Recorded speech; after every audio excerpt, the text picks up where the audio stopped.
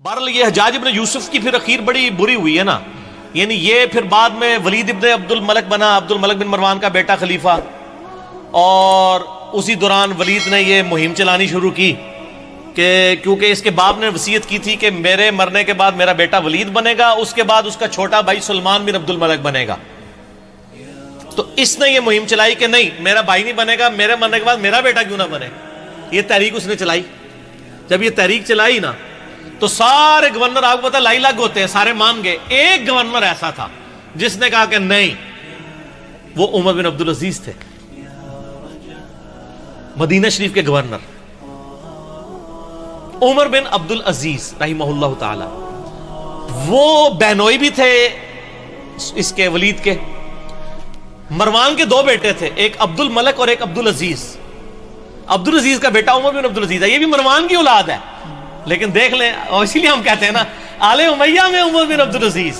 مولانا طارق جمیل صاحب کو میں کہتا ہوں نا آل امیہ میں عمر بن عبدالعزیز، ٹھیک ہے؟ آپ سمجھ آئی کیوں کہتے ہیں؟ تو عمر بن عبدالعزیز نے مخالفت کر دی، انہوں نے کہا نہ۔ اب وہ کیا ہوا کہ اس نے پکڑ کے عمر بن عبدالعزیز کو قید میں ڈال دیا، چونکہ عمر بن عبدالعزیز جو ہے نا وہ بڑے محبوب گورنر تھے اپنے علاقے کے، تو بڑی شورش برپا ہو گئی۔ اسی دوران ولید بن عبد الملک اچانک مر گیا، تو آٹومیٹیکلی سلمان بن عبد الملک خلیفہ بن گیا، اس کا چھوٹا بھائی۔ اور ان کی بہن تھی فاطمہ، وہ عمر بن عبدالعزیز کی بیوی تھی۔ اس لیے کہتے ہیں فاطمہ سے زیادہ طاقتور عورت کبھی نہیں گزری، کہ جس کا باپ بھی 3 بر اعظموں کا خلیفہ، جس کے 4 بھائی 3 بر اعظموں کے خلیفہ، اور جس کا خاوند بھی 3 بر اعظموں کا خلیفہ، اور بڑی درویش عورت تھی وہ فاطمہ بنت عبد الملک بن مروان۔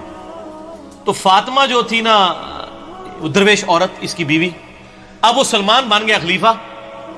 سلمان جو خلیفہ بنا تو اس کو یہ چیز معلوم تھی کہ میری خلافت میں سب سے بڑی کنٹریبیوشن عمر بن عبدالعزیز کی ہے، ٹھیک ہو گیا؟ یہ اس کے دماغ میں تھا کہ اگر عمر بن عبدالعزیز نہ ہوتا تو میرا بھتیجا اس وقت خلیفہ ہوتا، اور مجھے تو اس نے معزول کر دیا تھا میرے بڑے بھائی نے۔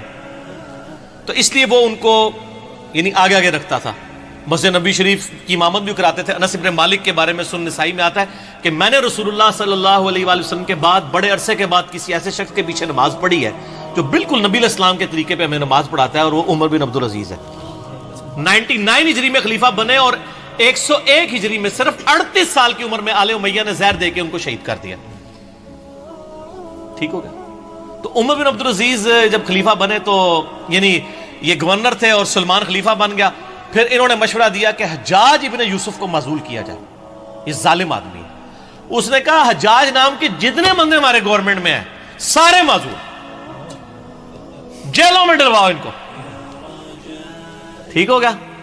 اب جب یہ جیلوں میں گئے نا تو محمد بن قاسم کا بھی رگڑا لگ گیا، جس نے یہاں پہ، وہ حجاج ابن یوسف کا کیا تھا؟ رشتہ دار تھا نا، بانجا تھا نا، بانجا یا بھتیجا۔ تو اس کو پھر مفتے میں رگڑا لگ گیا، اس کو پھر بلا کے جیل میں ڈالا گیا۔ وہ کہتے ہیں نا جی وہ نباز جیل ہی پاتا سی، اس لیے کہ پیچھے خلیفہ چینج ہو گیا تھا۔ تو حجاج ابن یوسف کے جتنے بھیجے ہوئے تھے نا، اس کو چونکہ وہ گورنری سے گیا تو اس کے بھی سارے فرستادے فارغ ہو گئے، اور پھر یہ خیر بڑی بری موت مرا، یعنی اس کو پھوڑے نکل آئے اور پیپ نکلتی تھی۔ پھر مرتے مرتے یہ کہتا تھا کہ جی اللہ تعالیٰ تو ماں سے زیادہ محبت کر، جو ساڑھے لوگ بھی کہتے تھے۔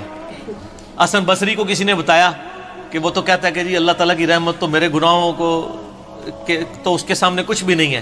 تو حسن بصری نے فرمایا حجاج چاہتا ہے کہ دنیا بھی اپنی مرضی کی گزاری ہے اور آخرت بھی اپنی مرضی کی گزارے، اس طرح تو نہیں ہوتا کہ دونوں جہانی مٹھے باؤ، دونوں جہاں تو نہیں مٹھے میں آ سکتے نا، یا دنیا یا آخرت، ٹھیک ہو گیا؟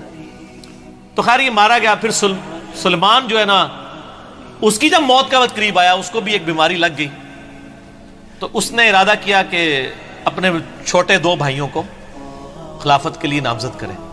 تو اس کا ایک اسسٹنٹ تھا، رجا اس کا نام تھا، بڑا نیک تھا وہ۔ اس نے کہا کہ اگر تو میری ماننا تو عمر بن عبدالعزیز کو خلیفہ بنا دے۔ اس نے کہا کہ یہ تو میرے بھائی اس کو مار دیں گے، مانیں گے نہیں۔ اس نے کہا نہیں، ان کا علاج ہے میرے پاس، دیکھ تو اگر خلیفہ بنا تو اس کی وجہ سے بنا ہے، عمر بن عبدالعزیز حادثاتی طور پہ جو ہے نا وہ خلیفہ بن گئے تھے، ورنہ ان کو کس نے بنانا تھا اتنے نیک آدمی کو؟ ان کا یار اس طرح کر کہ تو نہ ایک بند وصیت لکھ کے اس کو سیل کر دے، اور کہہ کہ اس سیل کے اوپر بیعت لو کہ نیکسٹ خلیفہ کون ہے، اور جو بیعت نہیں کرے گا اس کو قتل کر دیا جائے گا، اور تو لکھ دے کہ عمر بن عبدالعزیز تیرے بعد خلیفہ ہے، اور اس کے بعد تو لکھ دے کہ عمر بن عبدالعزیز کے بعد میرا جو بھائی چھوٹا ہے یزید اور ہشام وہ خلیفہ ہے۔ تو ان کو بھی امید لگ جائے گی چلو 80-60 باری بھی آ جائے گی۔ یہ لکھ کے نا جناب سیل کر دی گئی۔ اب سیل لے کے جب باہر آئی میدان جنگ میں، خیمے سے باہر نکلے اور کہا جی امیر المومنین نے اپنا سکسیسر مقرر کر دیا ہے، اس کے اندر اس کا نام ہے، تو بیعت کرو بند پہ۔ وہ بھائی آگے لالچی، انہوں نے کہا نا کھول کے پڑھ ساڑا نام لکھے کہ نہیں، انہوں نے کہا میں کہنا تھوڑا نام لکھے، نام تو لکھے سی لیکن یہ نہیں پتا کہ کیڑے نمبر تے لکھے ہے، ٹھیک ہو گیا۔ اور دوسری طرف عمر بن عبدالعزیز آگے کہتے ہیں رضا مجھے بتا دے کہیں میرا نام تو نہیں لکھ دیا ورنہ میں جنگلوں میں چلا جاؤں، میں خلافت کا بار نہیں اٹھا سکتا، ٹھیک ہو گیا۔ یہ آپ اپروچ کا فرق دیکھ لیں۔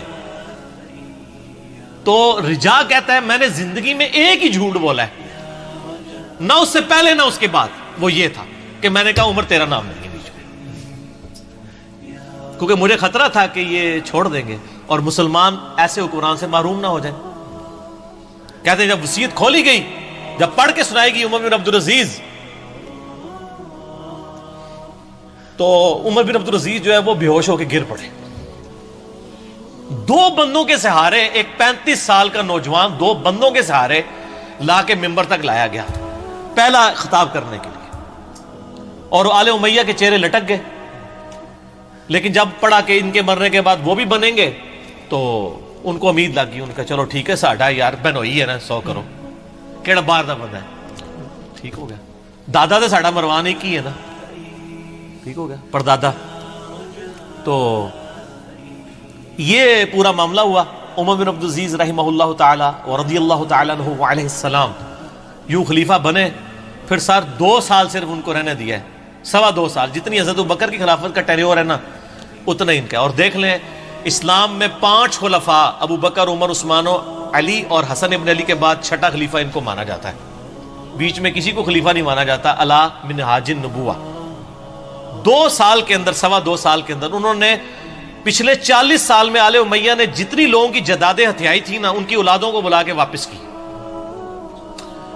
جو جاگیر فدق تھی وہ بنو ہاشم کے حوالے کر دی، اور ممبروں پہ جو پچھلے 60 سال سے سب و شتم ہو رہا تھا مولا علی پر، لعنت کروائی جاتی تھی، وہ بند کروا کے ان اللہ یأمر بالعدل والاحسان یہ والی آیت خطبے میں داخل کی، اور تبدیلی آ گئی جناب۔